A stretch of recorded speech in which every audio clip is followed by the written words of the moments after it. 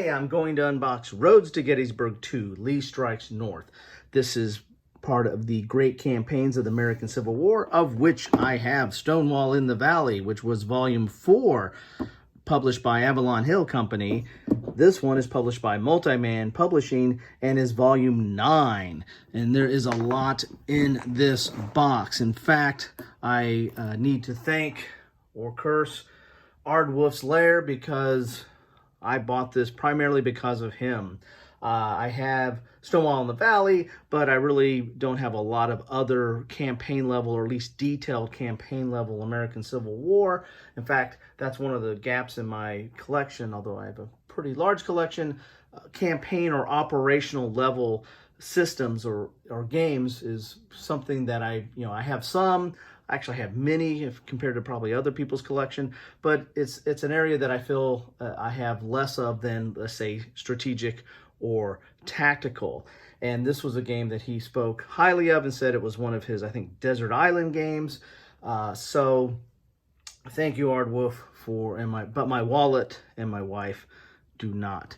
Now, there is a lot in this game. As you can see here, you're getting several, it's not just one campaign, you're getting several campaign packets kind of put together. You're getting Roads to Gettysburg 2, Lee Strikes North, Here Come the Rebels, Roads to Gettysburg, Rebels in the White House, and there's a lot here. You're getting 2 rules booklets, 4 22 by 32 map sheets, 4 280-piece counter sheets, 2 charts and table cards, 1 terrain chart, 2 force displays, and 2 6-sided dice. This is complexity is medium, and the solitaire suitability is high. So let's get in the box here and see. Did I do a pre-rip on this? There we go. See what we get in here. As I said, this one is pretty pricey, but as I said, as in a previous video, I kind of tell you where I kind of go to get some of my games. This one, the NWS Games, is a good place to go to online. They had the best price. You might have to wait sometimes for a while, but the best price. So here's the box, 2-inch box, standard MMP quality there. Here's your packing slip. There's 1 die. Must be another die in there somewhere. Now, this is pretty thick here. This is the Roads to Gettysburg, Lee Strikes North. This is the specific book for that, is the campaigns. It's, look at that color cover. It's dual column, but there is color in here with all your commentary. There's a lot in here. This is kind of reminiscent of the OSG Napoleonic series, where you have certain campaigns, but then there's sub-campaigns or sub-things in here. These are just the rules for the various campaigns that are the scenarios that are in here. As you can see, there's several scenarios. Here's advanced game scenarios. I mean, there's a lot here. I mean, this right here is quite a lot to go over. But you're going to have your campaign or your scenario set up, and like for the Confederates, for the Union, you're going to have some specific rules or victory conditions. There's some notes about it. So as I said, there's a lot here.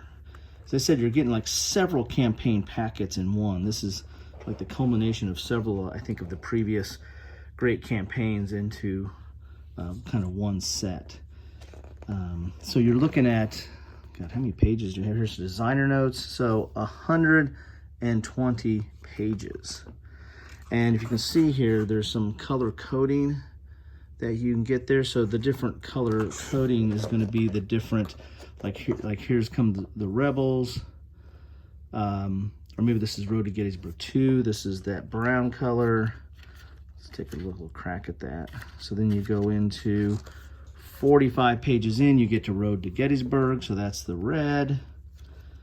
And then you go a little bit deeper in here. So at page 96, you get Rebels in the White House.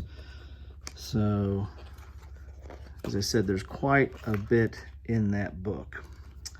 So a lot of goodness there. Then you're going to get your displays. Here's your Confederate force display, and on the back is Rebel in the White House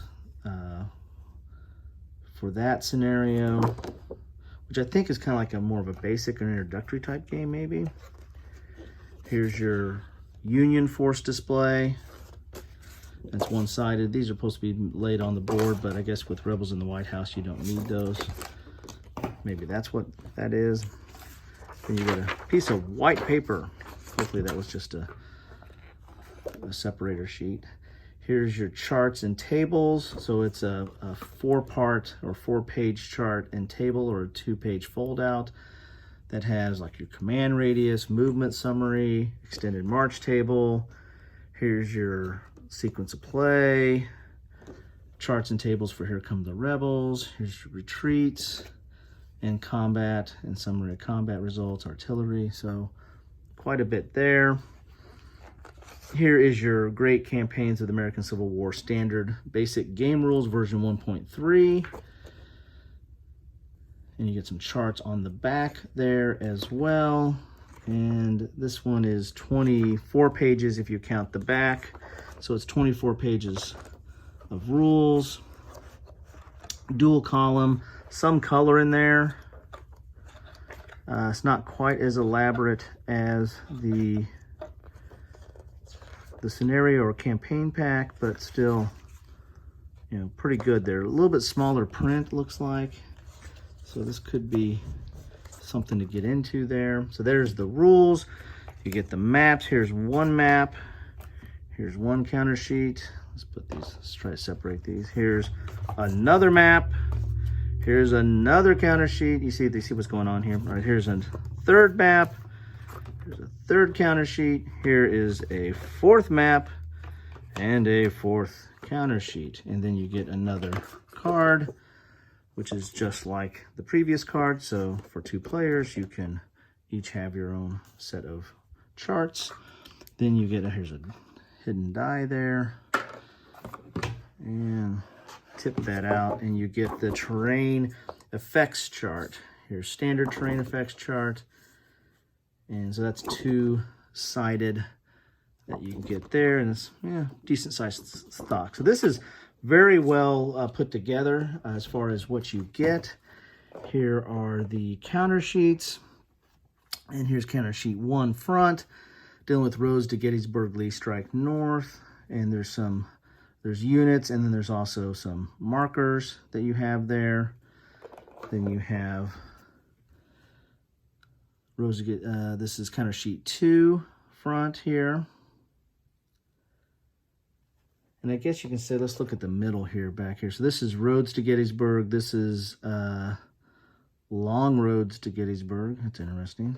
This is Rebels in the White House, and then Here Come the Rebels. So, and there's a little bit of a hash mark there, so you can tell, dotted lines, so you can tell, I guess, where the counters break off. Here are just some standard Union forces and some markers, fatigue markers, and the like. Again, these are double-sided. And then you get some standard Confederate markers and some other marks like breastworks, fort, and the like. Artillery here. So those are the counters. So you have some of your basic units and markers, and then you have some more, your more detailed ones that go with the specific scenario that you have there. So there's your counters. Let's try to take a look at some of the maps here.